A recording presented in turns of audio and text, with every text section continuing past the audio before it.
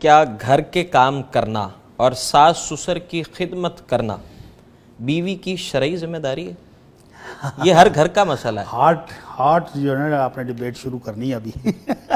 یہ مسئلہ جو ہے نا سوشل میڈیا کا بہت بڑا مسئلہ ہے کہ ہمیں ہمارے ڈرامے اور فلمیں یہ سکھا رہے ہیں کہ بیوی پر صرف خاوند کی خدمت ہی فرض ہے۔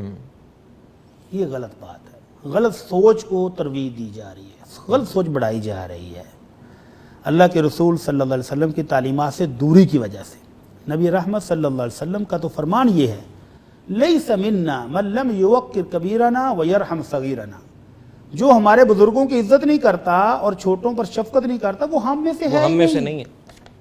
تو یہ کیسی بہو ہے جو کہے کہ میرے والدین کے مقام پر جو میرے ساس اور سسر ہیں ان کی خدمت کرنا مجھ پر واجب نہیں ہے؟ اچھا ان پر واجب نہیں ہے، خامد کی خدمت تو واجب ہے نا۔ وہ خامد جو رات دن ان کے لیے کما کے لا رہا ہے، ان کو ملکہ کی طرح گھر پہ رکھا ہوا ہے، اس کی خدمت تو واجب ہے نا۔ یہ تو یہ بھی مانتے ہیں، دنیا کا ہر بندہ مانتا ہے کہ خامد کی خدمت اس پر واجب ہے، واجب ہے، بالکل۔ اور اللہ کے نبی صلی اللہ علیہ وسلم نے ایک صحابیہ سے پوچھا تھا کہ خامد کی خدمت کیسے کرتی ہو؟ کہنے لگے اللہ کے رسول کوئی کسر نہیں چھوڑتی، جہاں میں تھک جاؤں عاجز آ جاؤں تو پھر اللہ مالا جائے۔ تو آپ نے فرمایا سوچ لو، انما ہوا جنتوں کی و ناروں کی، تیرا خامد تیری جنت بھی ہے جہنم بھی ہے، اگر وہ خوش ہے تو سمجھ لو تمہاری جنت، اور اگر وہ ناراض ہے تو جہنم۔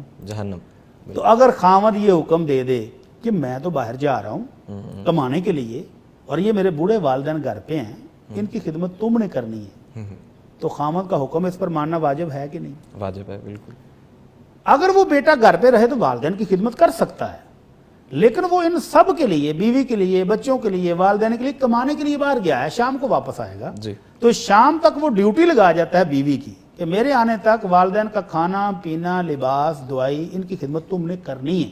تو یہ حکم ہے اور خامد کا حکم ماننا اس کے لیے واجب ہے، تو اس کا مطلب یہ خدمت واجب ہے۔ اچھا مفتی صاحب، اگر خاتون ورکنگ وومن ہے تو اس حوالے سے بھی ذرا مختصراً کچھ کہیے۔ ورکنگ وومن اسلام نے اسی لیے جتنی معاشی ذمہ داریاں نا وہ مرد پر رکھی ہیں۔ جی، نبی کریم صلی اللہ علیہ وسلم نے اپنی بیٹیوں بیویوں کے ذریعے میسج دیا ہے امت کو کہ خواتین گھر میں رہیں گی۔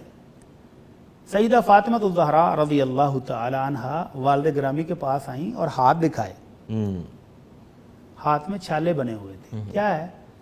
اللہ کے نبی صلی اللہ علیہ وسلم گھر کے کام کاج سارے کرتی ہوں اور چکی پچلا کے تو آٹا بھی بناتی ہوں، تو وہ پتھر کی چکی چلانے سے ہاتھوں کے اندر چھالے پڑ گئے، خادم لینے آئی تھی۔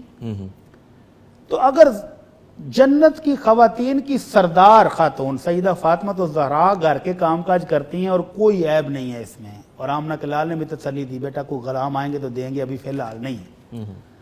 اور اما جی عائشہ کی بہن سیدہ اسماء رضی اللہ تعالی عنہ کہتی ہیں تقریباً 2 کلومیٹر دور حضرت زبیر کا باغ تھا، کھجوروں کا باغ تھا، اور وہاں سے میں گٹھلیاں چن کے سر کے اوپر رکھ کے ٹوکرا تو ان کے گھوڑے کے لیے گھر لایا کرتی تھی۔ گھر کے کام کاج کے علاوہ گھوڑے کو بھی سنبھالتی ہیں، ان کی بھی خدمت کرتی ہیں۔